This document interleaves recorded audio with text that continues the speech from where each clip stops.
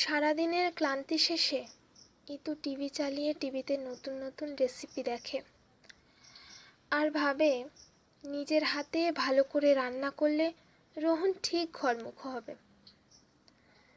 সে মনে করে দীর্ঘ 6 বছরের বিবাহিত সংসারে কোনো সন্তান উপহার দিতে পারেনি বলেই হয়তো রোহন অন্য মেয়েদের সঙ্গে সম্পর্ক রেখে চলেছে।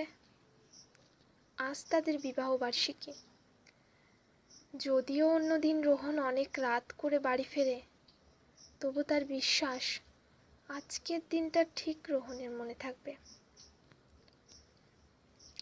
বিয়ের আগে যেমন সব কিছু মনে থাকতো, আজও ঠিক মনে থাকবে। ঘর ভর্তি চাকর বাকরদের ছুটি দিয়ে নিজে হাতে সব কিছু গোছাবে ইতু। গোলাপ আর বেলুনে ইতু আর রোহনের 3 তলার বড় বাড়িটা আজ রাজপ্রাসাদের মতো লাগছে।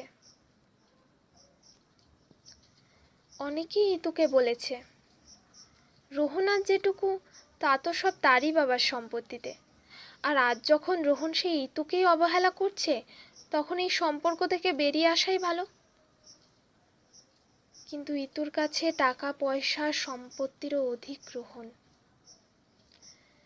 তাই দাঁতে দাঁত চেপে চেষ্টা করছে, একদিন সব ঠিক হবেই। সন্ধে নেমে আসে, আর একটু পরেই হয়তো রোহন ফিরবে। আজ সবচেয়ে সুন্দর দেখাতে হবেই নিজেকে। মিউজিক সিস্টেমে পছন্দের গানগুলি প্লে করছেই তো। আলমারিতে সযত্নে তুলে রাখা রোহনের দেওয়া সেই শাড়িটা পরবে আজ।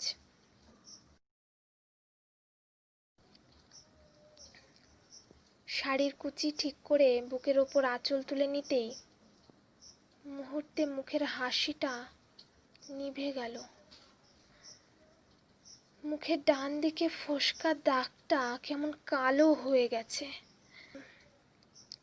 দুদিন আগে চায়ে চিনি কম হওয়ায় গরম চা ইতুর মুখে ছুঁড়ে মেরেছিল রোহন। সেই দাগটাই আজ আরো বেশি কালো দেখাচ্ছে। আসলে বাবা মায়ের আদরের মেয়ে, রান্না বান্নায় তেমন পারদর্শী নয়। হেসেলে ঢোকার প্রয়োজন হয়নি কোনোদিন। কিন্তু তবু বিয়ের পর বেশ ভালোই সব করতো একা হাতে। সেদিনই শুধু চায়ে চিনিটা কম হয়ে গেছিল। অন্যমনস্কতায় এত ডুবে থাকে আজকাল। সাজগোজের দামি দামি দ্রব্য আছে ড্রয়ার ভর্তি, ফেস ওয়াশ, ক্রিম, পাউডার, আরও মেকআপের সরঞ্জাম।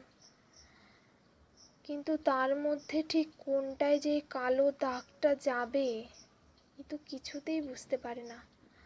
হাতে নিয়ে সব ক্রিমগুলি একে একে মুখে ঘষতে থাকে পাগলের মতো, কিন্তু চোখের জলে সব ধুয়ে যায়। মনে মনে এ তো প্রতিজ্ঞা করেছে, আর কোনো দিনও সে চা বানাবে না।